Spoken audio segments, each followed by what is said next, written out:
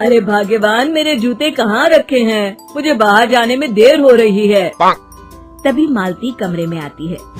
ये रहे आपकी जूते। मैं इन्हें साफ करने के लिए ले गई थी। अरे वाह, तुम कितनी समझदार हो। मेरे बिना कुछ कहे ही सारे काम कर देती हो। तभी मालती झिझकते हुए रमेश से कहती है, सुनिए जी, आपसे एक बात कहूँ, बुरा तो नहीं मानेंगे ना? अरे नहीं नहीं, बेफिक्र होकर कहो। शादी से पहले मैं अपने मायके में नौकरी करती थी। मैं चाहती हूँ कि अब मैं फिर से नौकरी करना शुरू कर दूँ। वैसे भी सारा दिन घर में बोर हो जाती हूँ। देखो मालती, तुम्हारे नौकरी करने से मुझे कोई ऐतराज नहीं है, लेकिन तुम्हें एक बात बता दूं, हमारे खानदान में आज तक कभी किसी औरत ने नौकरी नहीं की। फिर भी एक बार तुम माँ से पूछ कर देखो, अगर वो तुम्हें नौकरी करने की इजाजत दे देती है तो अच्छी बात है। रमेश वहाँ से चला जाता है। फिर उसी शाम मालती अपनी सास के पैर दबा रही होती है। तभी उसकी सास मालती से कहती है, अरे क्या बात है बहू, आज तो ठीक तरह से मेरे पैर नहीं दबा रही। किसी ख्याल में खोई पड़ी है क्या? मैं भी तो जानूं आखिर बात क्या है। दरअसल वो माँ जी। अरे हाँ हाँ बोलो, इतना सोच क्यों रही हो? माँ जी, अगर आप बुरा न माने तो मैं नौकरी करना चाहती हूँ। घर के काम करने के बाद मेरे पास काफी वक्त बच जाता है। मालती की ये बात सुनकर उसकी सास गुस्से में कहती है, अरे बहू, तेरी तबीयत तो ठीक है ना? आज ये कैसी बहकी बातें कर रही है? भला हमारे खानदान में आज तक कभी किसी औरत ने नौकरी की है जो तू नौकरी करने की बात कर रही है? हैं? अरे बहू, तू क्या रिश्तेदारी में हमारी नाक कटाना चाहती है?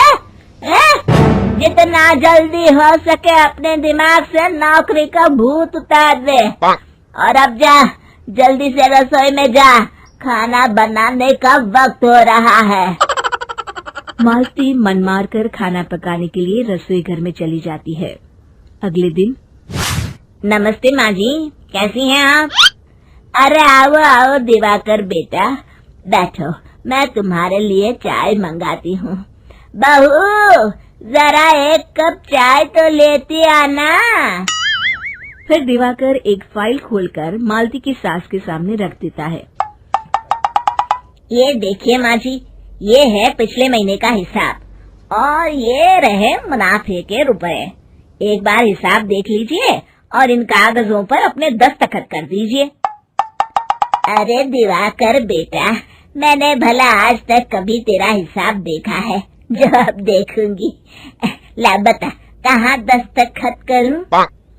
तभी मालती चाय लेकर वहाँ आ जाती है और अपनी सास को बिना कागजातों को पढ़े इस तरह लापरवाही से दस्तखत करते हुए देखकर हैरान रह जाती है।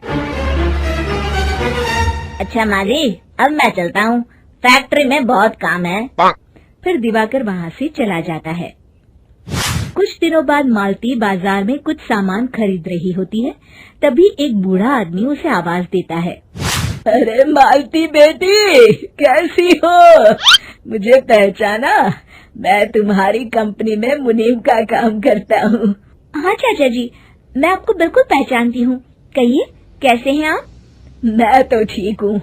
कंपनी में कुछ भी ठीक नहीं चल रहा, यहाँ तक कि हमें ठीक वक्त पर तनख्वाह भी नहीं मिलती। ये आप क्या कह रहे हैं?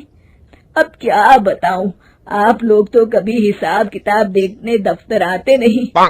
मेरी मानो तो एक बार आप लोग दफ्तर आकर सारा हिसाब किताब देख लो, आपको असलियत पता चल जाएगी। अच्छा बेटी, अब मैं चलता हूँ, देर हो रही है। फिर वो बूढ़ा वहाँ से चला जाता है। वहीं दूसरी तरफ मालती घर पहुंचकर अपनी सास को सारी बात बताती है। तभी वहाँ रमेश भी आ जाता है, लेकिन मालती की सास मालती की किसी भी बात पर विश्वास नहीं करती। तभी रमेश कहता है, अरे माँ, बिना आग के कभी धुआं नहीं उठता। जब मालती इतना कह रही है तो हमें एक बार दफ्तर चलकर देख लेना चाहिए। वैसे भी हम लोग काफी दिन से अपने दफ्तर नहीं गए हैं। इस तरह किसी एक आदमी के भरोसे काम छोड़ना मुझे भी ठीक नहीं लगता। अगले दिन वे सभी अपने दफ्तर पहुंचते हैं और सीधे दिवाकर के कैबिन में जाते हैं। अचानक सबको एक साथ देखकर दिवाकर चौंक जाता है।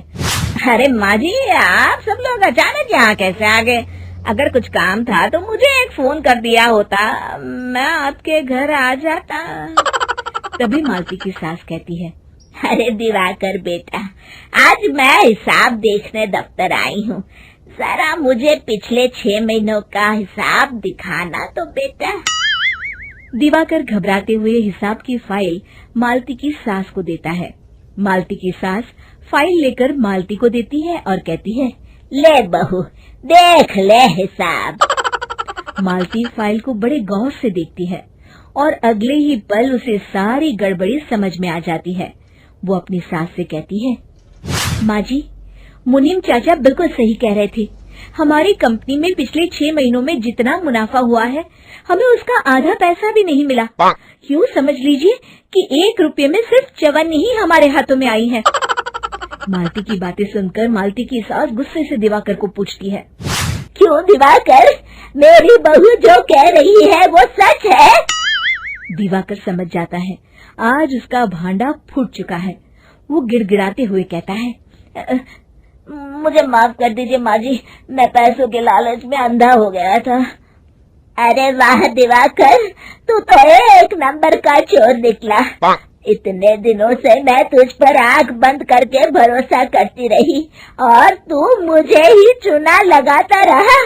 अभी के अभी निकल यहाँ से और दोबारा अपनी शक्ल मत दिखाना। दिवाकर वहाँ से भाग जाता है।